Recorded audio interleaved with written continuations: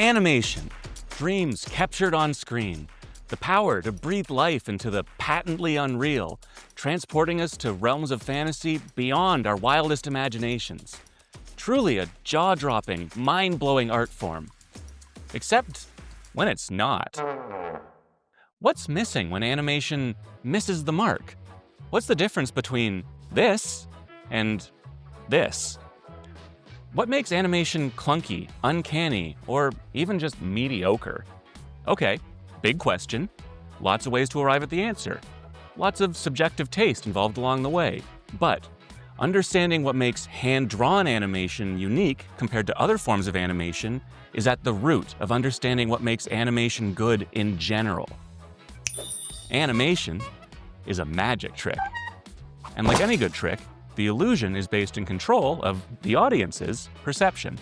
In animation's case, manipulated perception transforms a pile of drawings into believable, living things through principles like squash and stretch, spacing, and arcs of motion. These techniques are pretty straightforward on their own, but it's how we conduct these concepts in concert with one another that really distinguishes elegant animation from awkward. The difference comes across on screen. One is visual witchcraft, while the other is like watching amateur hour. So bear with me while I explain a handful of visual ideas behind foundational animation techniques. These are all relatively simple on their own, but when applied together with skilled execution, they're what bring drawings to life. This is the secret of hand-drawn magic, and what distinguishes fantastic animation from its cheap counterparts. Hi, I'm Drew. I'm not just a toon enthusiast. I'm an animator myself. I've worked on Smiling Friends, Spider-Verse, The People's Joker, Green Eggs and Ham, and many more unreleased, lesser-known indie projects. Check me out. Clearly, this is my passion, but animation is in a weird place right now. The streaming bubble is bursting. Industry titans like Warner have been canceling shows and destroying finished films for tax write-offs, effectively stripping the copper wire out of the cartoon walls. Relief! Coyote versus Acme! Too many of my animation peers are out of work, and those of us who have jobs are struggling under precarious conditions with no end in sight. As generative AI is encroaching on artists like me, corporations are all too happy to automate workers out of the creative process wherever possible. While venture capitalists are focused on budget cuts, what's the real cost of eliminating the artist's hand and skilled attention to detail? This got me thinking about hand-drawn animation and what specifically makes it so special. That's what drove me to make this video. Well, that and this 8-year-old Imgur comment about Osmosis Jones. Why is it that I can tell the guy with the pill head is CGI, even though it's a still image? Asks user WaffleFriend101. And I'd never distilled this thought before, but WaffleFriend catalyzed me to an answer, and one that I think speaks to a defining feature of hand-drawn animation. Pill Guy looks so CGI stiff because there's no caricature to the way his volume is depicted. He's a stable figure, computationally rendered as a solid, consistent object, but he's interacting with visually dynamic figures whose volumes are exaggerated and simplified to best fit each frame-by-frame moment. It's solid computerized rigidity versus conscious graphic decisions. So, the defining thing about hand-drawn animation is that it's drawn by hand, frame by frame. Seems obvious, right? But really, let's consider what that means. Animation approaches like cutout, stop motion, or CGI are all forms of puppet animation. Whether it's a paper doll, clay figure, or digital model, puppet animation relies on performances determined by the underlying builds of their respective puppets. Think of these like bones. Range of motion and character expressions are all beholden to the constraints of these puppet builds. Just like hand-drawn, puppet animation relies on a sequence of frames to depict movement. But the puppet figure is bound by its build.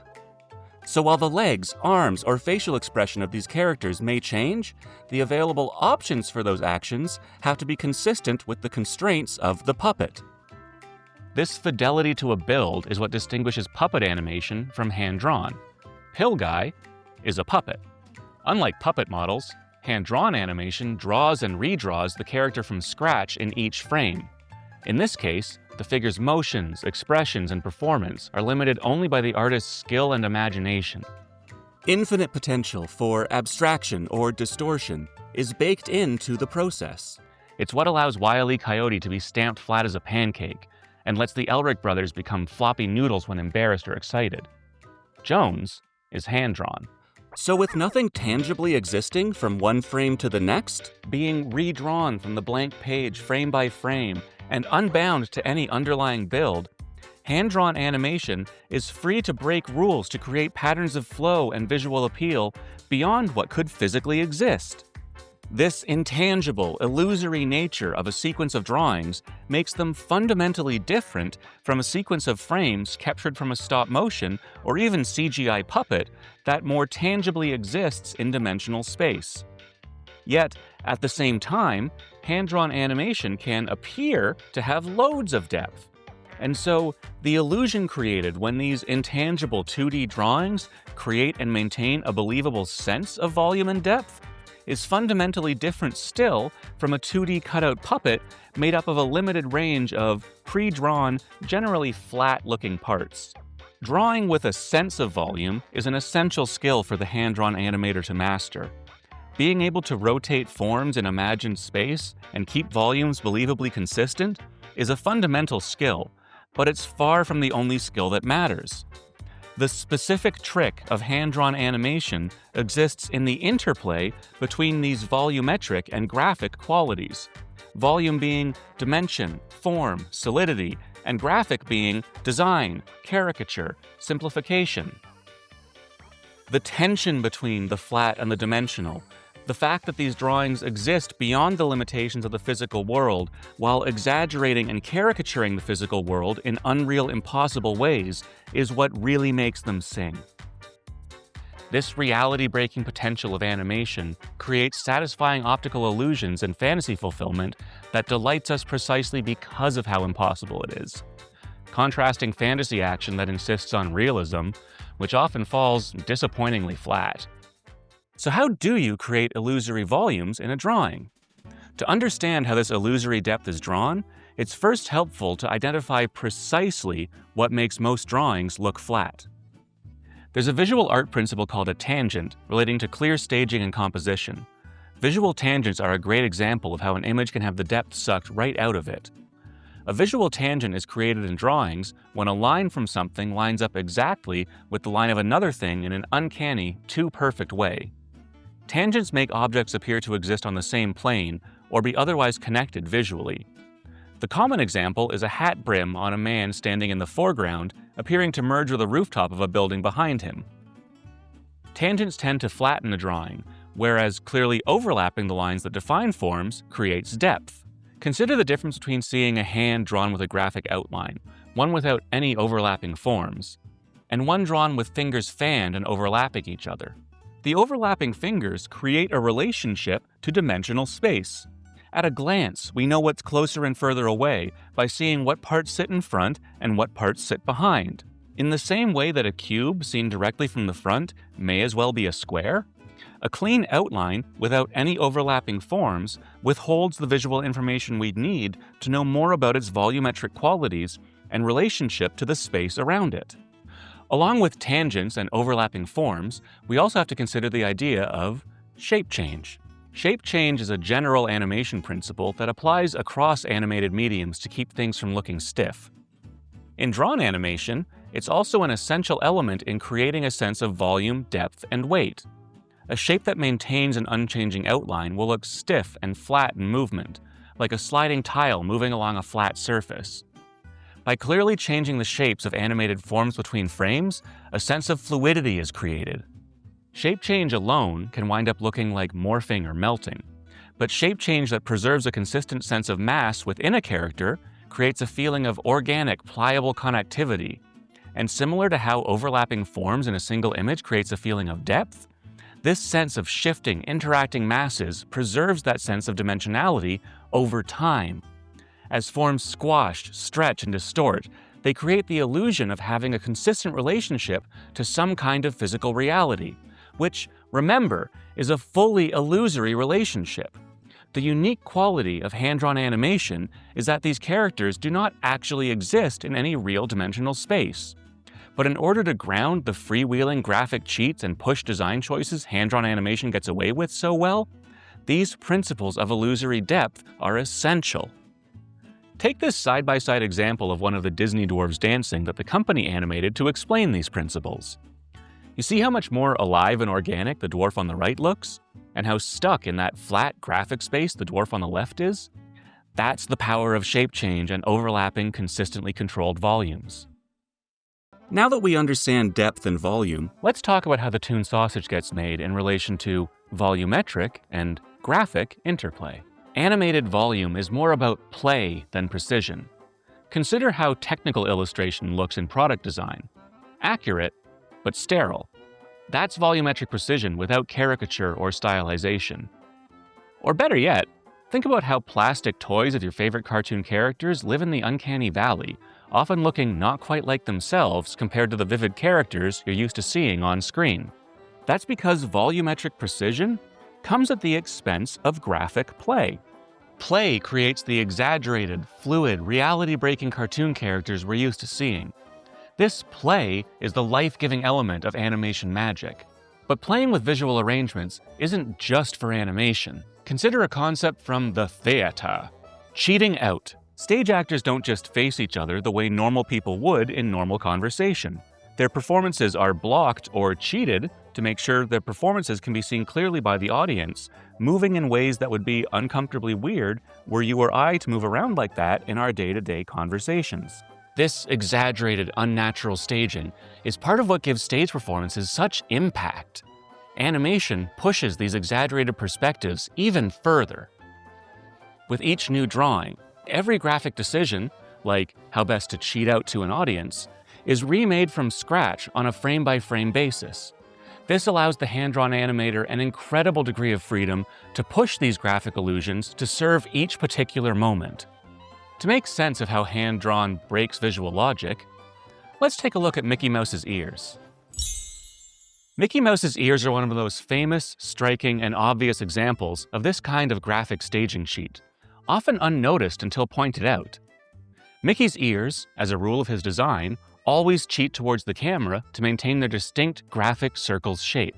They slide around his head to maintain their relationship to the camera, even as the rest of Mickey moves through dimensional space.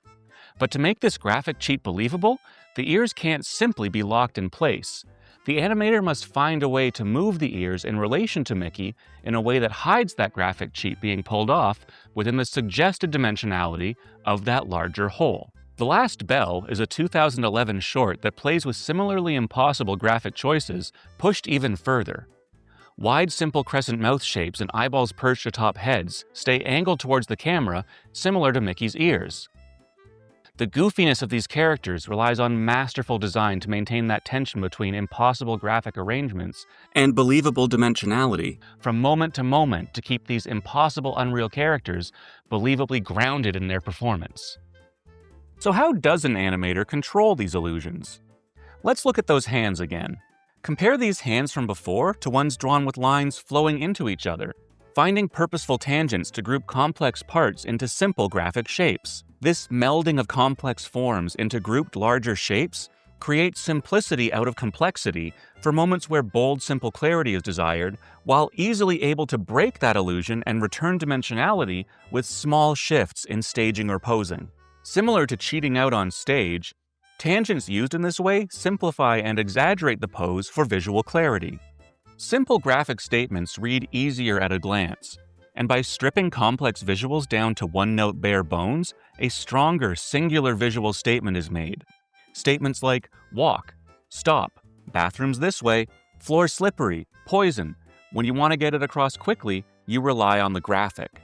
Volumetric qualities can work against this clarity, but remember, they're needed to ground the characters in a sense of believable reality, communicate weight, and how forms are connected and interrelate. And this interplay between depth and flat, where a sense of volume can be created and flattened by relatively subtle changes in line, for a skilled animator, this offers a playground of creative options that hand-drawn takes full advantage of. Now that we understand these principles, let's see how skilled animators play in this space. When graphic abstraction is applied heavily, we get the classic visual language of cartoony smears and scrambles. or the intensity of line art breaking into rough pencil speed distortion, or warped, exaggerated perspective that pushes dynamic action to its edge, or impossible as they are charming, floating eyeballs and side mouths. A little more subtly now, look at how the designs of Cartoon Saloon's Secret of Kells or Wolfwalkers capture that living manuscript or storybook feel. There's a constant interplay of graphic and volumetric contrasts, establishing a rhythm of strong, flat graphic shapes, and then breaking that flat feeling with dimensional movement on the way to the next strong graphic choice. The Ratatouille end credits are absolutely gorgeous. Incredibly sharp designs, constantly looking for the fewest, simplest shapes to define these rats. Moving through dimensional space while they twirl, with shape change showing volumes shifting as they jump off a diving board, while in each of these moments finding cartoonishly graphic open mouth shapes and eyes floating on the sides of their heads in impossible ways. Cats Don't Dance is a wonderful example of feature-quality animation, fully embracing the visual language of cartoon smears to sell snappy, unreal movement.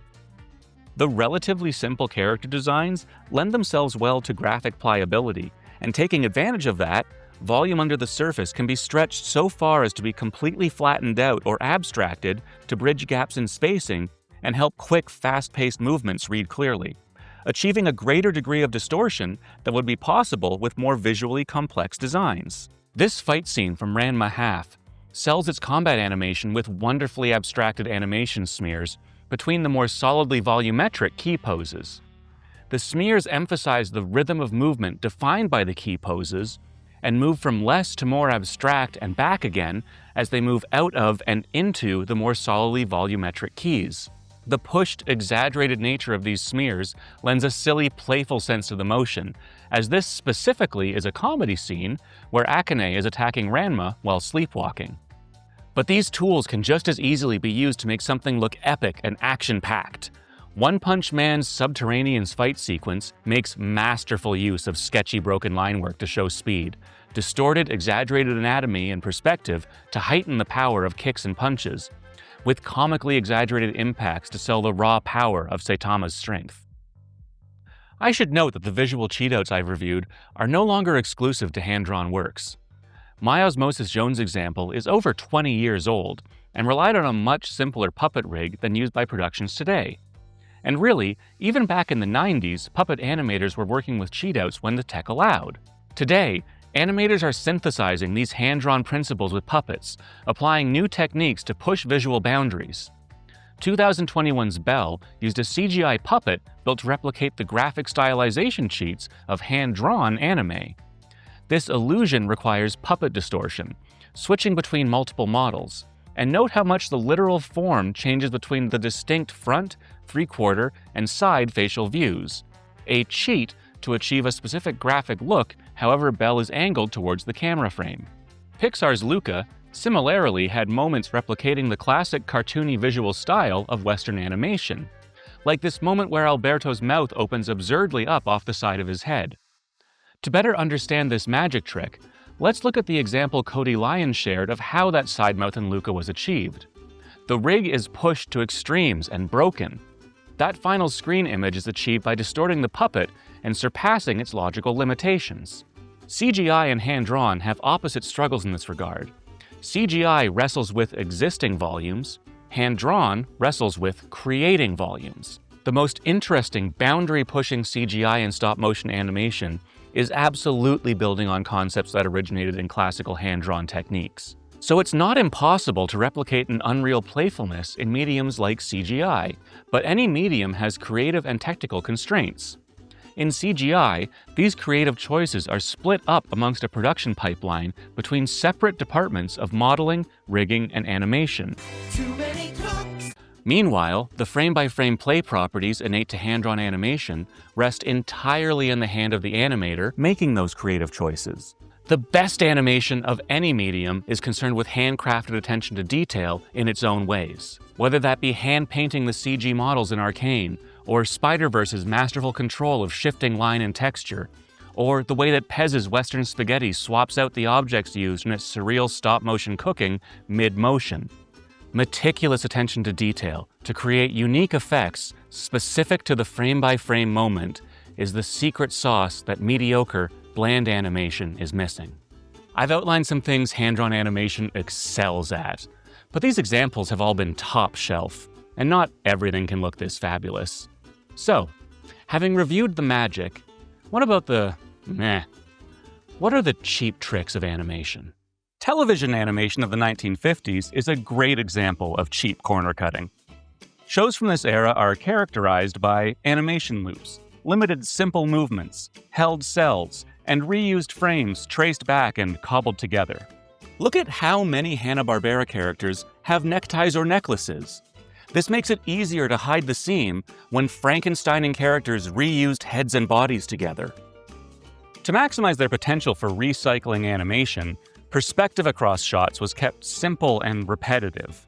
While more dynamic angles would require equally dynamic poses, the head-on house style of Hanna-Barbera stays framed at the same few direct angles, allowing drawings to be used and reused ad nauseum. To offset this flat animation style, these shows leaned heavily on dialogue. Animation legend Chuck Jones disparagingly referred to them as illustrated radio. By the 1990s, TV animation had evolved beyond the Hanna-Barbera style tide pool. Thanks to bigger budgets driven by the success of toy merchandisers, we saw an explosion of hand-drawn ingenuity. But studio executives looking to maximize profits took the emergence of new digital technologies as an opportunity to cut corners with old techniques. The early 2000s shift from hand-drawn to digital production saw these corner-cutting techniques re-established, adapted to the new 2D animation software. Once again, simplicity and repetition became the norm, this time in the form of simplified animation puppet rigs, mirroring the reuse libraries of the 1950s. To this day, even many well-regarded productions take advantage of software programs' copy-paste abilities. So while these cartoons are more subtle about it than their 1950s counterparts, they still often fall back on the shortcut of reusing shot elements. X-Men 97 is a fascinating case study of a modern hand-drawn work that employs these cutout recycling techniques.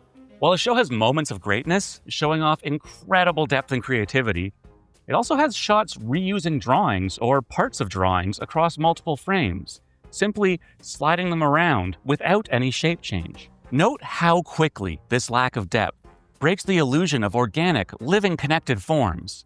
Take these scenes with Jean Grey's hair. As a recycled image, it slides around as a single unit instead of being redrawn frame by frame for flow. This may seem like a small detail, but it feels uncanny, flat, and stiff. It takes viewers out of the immersive world painstakingly created through more carefully crafted shots. So if they look worse, why do shows rely on these cheap tricks? This corner cutting is meant to limit the labor required to produce animation. But when a show falls back on this lazy technique, it fails to take full advantage of the frame-by-frame nature of the animation process. Truly great animation allows animators to make minute creative choices that bring a scene to life. When animators are allowed to do their most attentive work, these incredibly small moments add up to a living spectacle impossible to recreate without this mastery and control of each frame.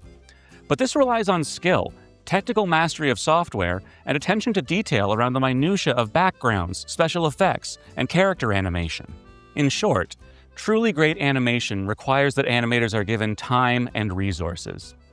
To achieve this, projects must afford animators the ability to pay attention to detail, and allowing animators to flex creative muscles requires paying these skilled workers a fair wage and giving them time to get the job done well. But too often today, projects billed as animation try to do as little animating as possible, filling the cartoon sausages with sawdust, so to speak. And look, I'm not coming after cutout animation.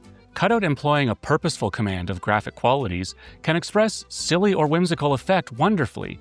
But when cutout rigs are used as a budget-cutting default, we wind up with bland, stilted visuals without dimensional believability or strong graphic choices.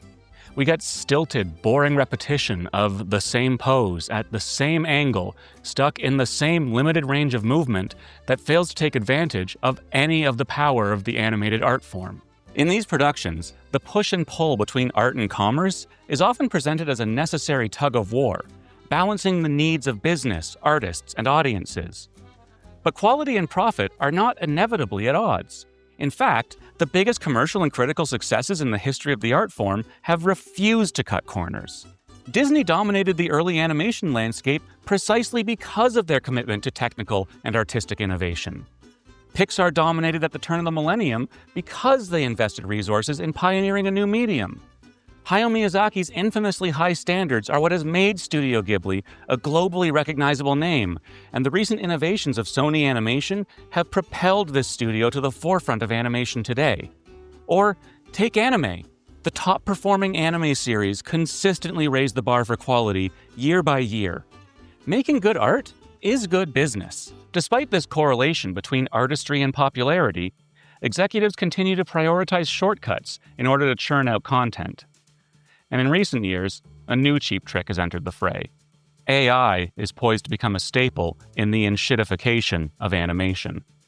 It's hard to imagine anything further from frame-by-frame intention and control than this new tech. Now, like all technologies, AI is, in theory, morally neutral, and machine learning tools have even helped produce some great visual innovations. But AI success stories are the exception in animation. The rule is far more bleak. While AI is pitched as a technique to aid animators, promising greater efficiency by automating grunt work to help animators focus on more creative elements of the job, it is mostly deployed to improve profit margins. Rather than freeing up animators to push visual boundaries, automation is more often minimizing or eliminating the role of the animator. Technical aids can absolutely streamline the animation pipeline, but rather than affording animators more time and resources, projects are handed increasingly shorter deadlines and reduced budgets under the guise of automation. This often means underpaying workers and eliminating key creative roles, and the results have been predictably underwhelming. Put simply, creativity cannot be automated. Image-generating software relies on largely plagiarized datasets of already existing images. Prompts fed into these programs will always, by definition, result in outcomes derivative of prior work.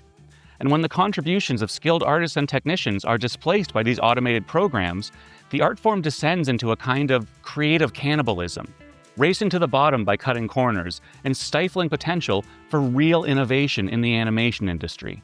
And while these tools are pitched as an unprecedented technology, don't believe the hype. We in the industry have heard this pitch before. Automation software today is being deployed much like 2D animation software was at the turn of the millennium. That shift to digital of the early 2000s saw companies overselling how much of the animation process could be automated by their software, to studios eager to save money and all too happy to buy the hype if it helped justify lowering wages or increasing weekly quotas. A generation of animation masters whose classical skill sets were devalued were run out of the industry without a chance to pass the torch on to the next generation. A generation whose education was compromised in a rush to automation the promised tech couldn't actually accomplish. And by the time all the dust settled, it turns out those foundational, traditional animation skills wound up being an essential part of an increasingly hybridized industry anyways. But the damage was done. Think about how much we lost from that creatively as a culture, and stand to lose again as we repeat history.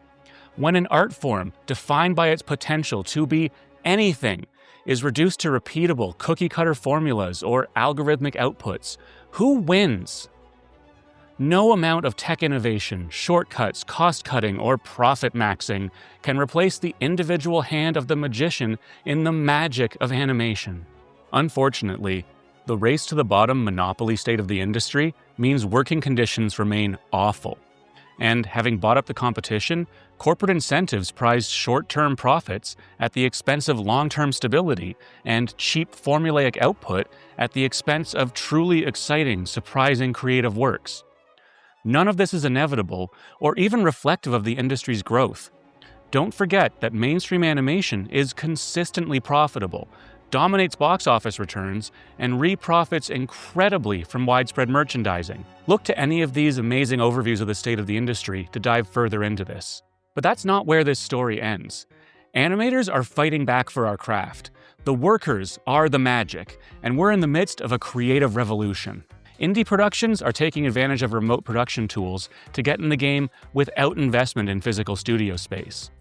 This lowered barrier to entry has already seen successes like Hell of a Boss, a web series with a massive fan base, Lackadaisy breaking records with a $2 million Kickstarter after the success of their pilot, The Amazing Digital Circus, Punch Punch Forever, Sublo and Tangy Mustard, Big Top Burger, Monkey Wrench, Ollie and Scoops. There's so much incredible, inspiring work being led by independent artists. And with so many canceled projects and layoffs, well, that makes a lot more time for labor organization, now doesn't it? After generations of being told it couldn't be done, Canada's union movement had its first success in 2019, and we have slowly but surely been flipping studios to unionize ever since. In the US, after years of working with limited labor protections, animation workers in New York and Texas have established unions outside the LA bubble. And speaking of LA, last summer, during contract negotiations, the LA Animation Guild displayed incredibly inspiring demonstrations and public outreach efforts that cut to the core of the labor exploitation and cost-cutting threatening this art form. More than ever, we're in this together. So if you're a fan, be a fan loud and proud. Support and share the work that excites you. Introduce people to the unique, expressive work that is being created amidst these harsh conditions. Work that otherwise may be at risk of being canceled or discarded. And check out the behind-the-scenes work that made your personal favorites so incredible in the first place. The website Sakugaburu is an incredible resource where you can search by title or artist name to see pre-production work and creme de la creme highlights of some of the greatest works of animation ever made. Plus, individual artists share so much of their process work on social media and platforms like Patreon. Look them up to get literal behind-the-scenes access.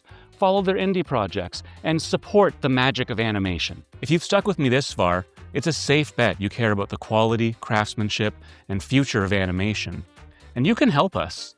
If our plight really speaks to you, follow and support social media of union movements like the Animation Guild and Canadian Animation Guild to join the fight on the front lines. We're struggling through some bleak times right now, but it's a struggle we're determined to win. This is an art form fueled by immensely dedicated, passionately skilled little freaks. And while that passion is often what gets exploited by poor industry practices, it's exactly the power that will ensure more mind-blowing, jaw-dropping expressions of boundary-breaking human creativity continue to inspire audiences for years to come. No matter what.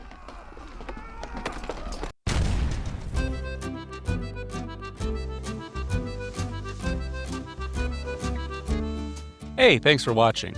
If you enjoyed this video, let me know. Want to argue? Well, I'm game for that too. Sound off in the comments. I have 1,000 rattling thoughts on animation I'd love to put out there. So, what would you like to see next? An analysis of the style evolution of One Piece? 90s cartoons' efforts to adapt blockbuster principles to kids' TV budgets? Why I'm so obsessed with this cupcake from 101 Dalmatians? Let me know what you'd like to see in the comments.